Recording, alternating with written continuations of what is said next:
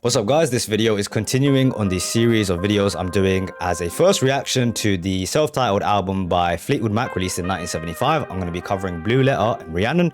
Blue Letter was actually a track that was created by the Curtis brothers with Lindsey Buckingham and Stevie Nicks when they weren't a part of the band. They were a duo before and they were working on music together, and then last minute while they were in the studio, Sound City Studios, they heard the brothers recording this track and decided to include it in the very last minute.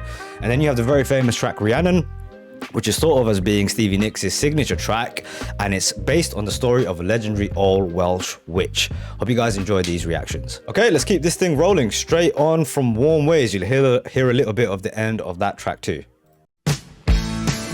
Whoa. Boom.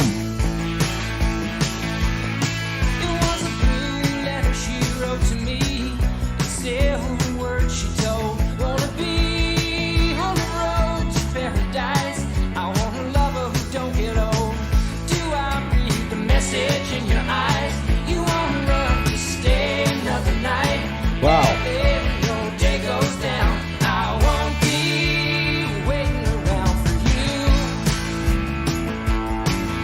Okay, something I highlighted early on was in the last two tracks was the harmonies that exist between the different instruments, how they balance each other. But I think that can be stretched to the entire band. The chemistry is off the chain, and this is the first time that they've been together making an album, right, with the new duo joining the band. Listen to how kind of in sync they all are with each other. Even the bass line with the drum, it's so tight. It's so tight. When they harmonize with each other, I believe that's Nicks and Buckingham together. It just fits, man. It's so good.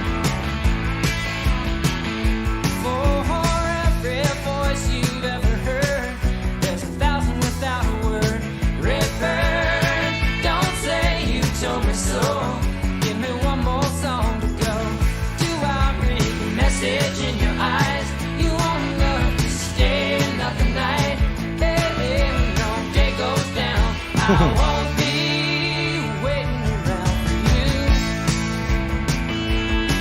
Oh, yeah.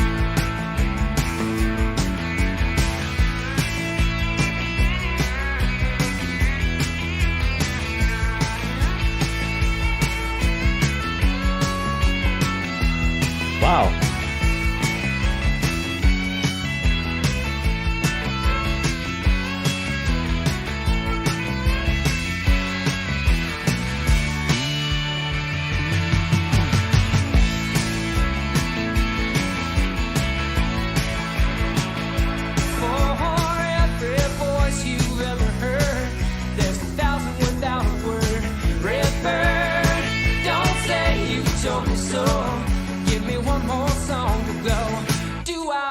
The message in your eyes, you want love to stay another night.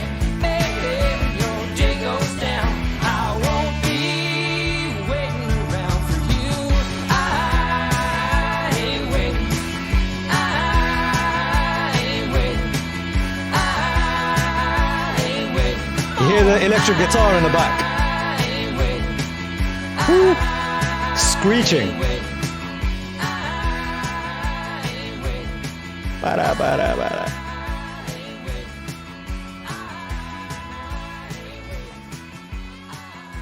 Oh my lord. Dude, if any of you guys know and have been around on the album for a little, on the channel for a little bit, you know that's like my pet peeve. Just when the guitars kick off and like such an awesome part of the track, they fade out, dude. I hate it. I want to hear that. That sounds so good. The screeching guitar lines that this band have are so fantastic. I heard it on that track, The Chain.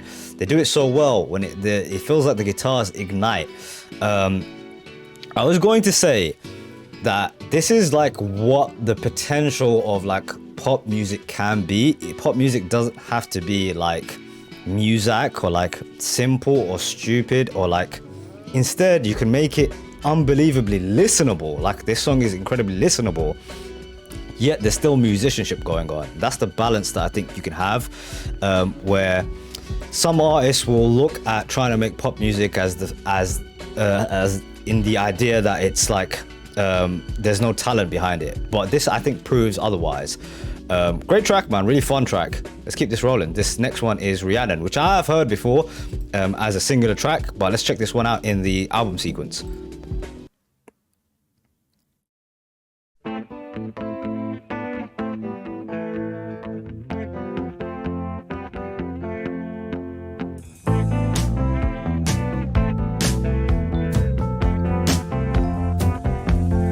How deep is that bass line?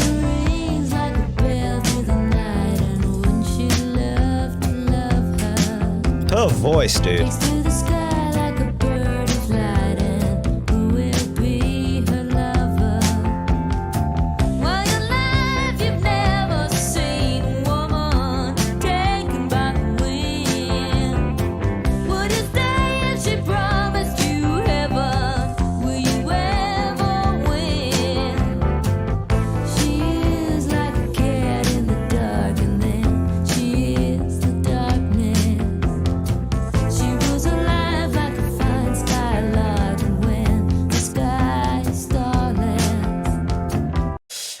I made the comparison in the last video between Christine McVie and Sade, and the kind of differences between the voice of Nyx and McVie are very obvious in a track like this, because just as I said, she's much more almost vulnerable in her voice. There's some aspect of her voice which kind of lets you in, and she wears that emotion on her sleeve in a way that not many vocalists can do when they sing. It's really brilliant. One other thing I want to say is I love the fact that this is about a witch, and some of the keyboard notes are so fitting for that. It's like little spells are being put on people. Really like that.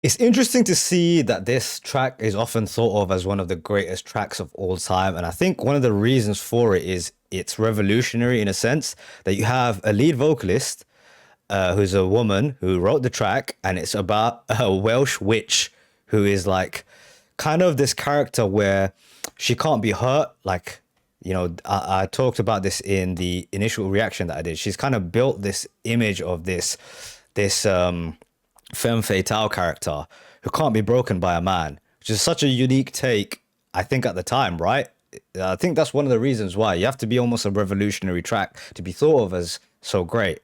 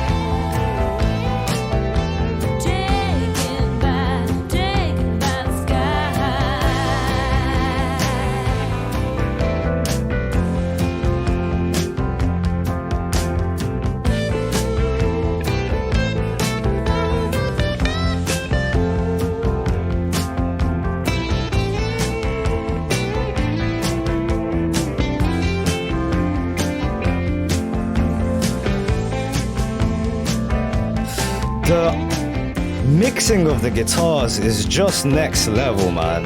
It is really perfection.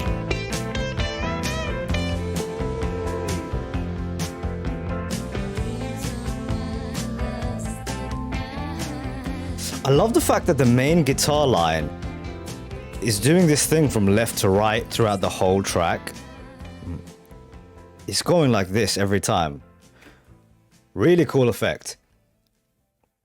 Awesome track, man. Awesome track. It's the second time that I've heard it, and I think it grew even better on this time. The depth of the musicianship, especially in the background, was fantastic.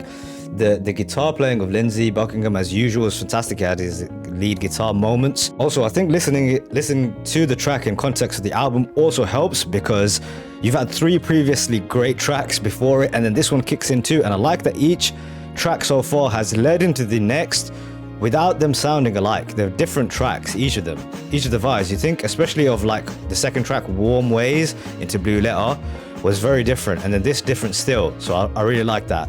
It's fitting together very well. So here we go into the next video. See you guys there.